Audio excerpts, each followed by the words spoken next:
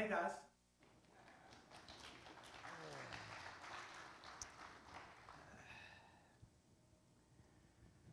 Okay, I'll tell the story. I remember it like it was yesterday. You don't even remember what you had for lunch yesterday. Well, I do too.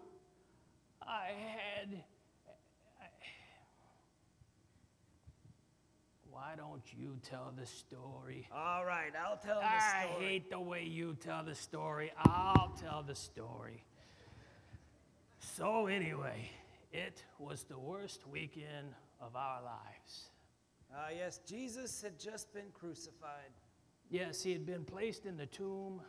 And we were all in the upper room, and we were very, very scared. Yes, we were very scared and very nervous.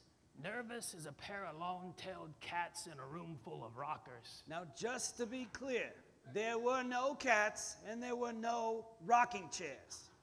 I was speaking metaphorically. Well, you need to be clear. I need you to be clear. So anyway. It was chaos. Yes, there was chaos inside, and then there was chaos outside. Yeah, it was Mary. She was off in the distance, and she was yelling frantically. Yes, then the doors bust open, and she's hollering at the top of her lungs, "He's alive! He's alive!" Now, Mary. Sweet Mary. Salt of the earth. Salt of the earth, that woman. But sometimes she gets... Well, she just gets a little confused. Yeah, to say the least. I remember I said to you, I bet she went to the wrong tomb.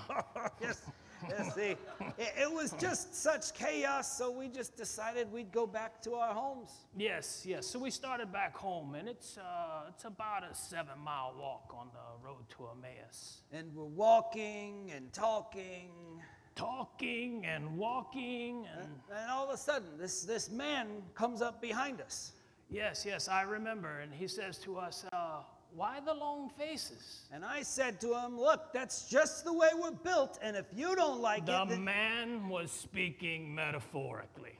Well, I just needed him to be clear. He wasn't clear. So,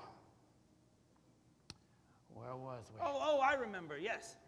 So I said, "Are you the only person in Jerusalem who hasn't heard what happened?" Yes, that's right. And I told him that Jesus had just been crucified, he had been placed in the tomb, and now we can't find his body. And we were just horribly disappointed because we thought that Jesus had been the one. Yes, and then he looks at us and he says, "Why are your heads so thick? Why are your hearts so slow?" And I looked him in the eye and I said, "Look, man, we're just getting old. There's nothing." The man was speaking metaphorically. I just needed him to be clear. So, then he turns to us and he starts from the beginning. He starts at the books of Moses, and he goes all through the prophets. And he explains to us how the scriptures had said that this would happen to the Messiah. It was wonderful. It was amazing. So, we came to a fork in the road. Now, just to be clear, it wasn't a literal fork.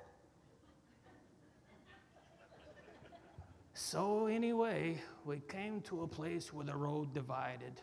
So I invited the man to dinner. And he agreed, because I told him my wife was making a cobbler. Oh, she makes a great cobbler. That woman can cobble. So, well. Oh, we went back to your place for dinner. Oh, yes, so we get back to my place, and we sit down for dinner. And he blessed the meal, and he broke the bread. Yes, and then... And then I looked at you. Yes, and I looked at you. And we knew. Yes, our hearts, they were burning inside of us. We were sitting with the Messiah. We were sitting at the table with the risen Savior. And then we turned to look at him, and He was gone. vanished. I never get tired of telling that story. I may not remember what I had for lunch, but I will never forget that story. Tell that story. Well, aren't you a regular Bobby Fischer? Go ahead and king me.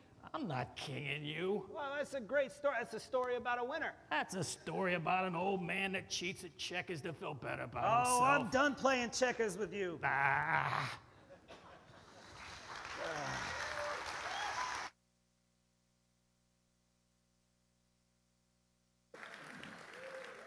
Give it up for those guys.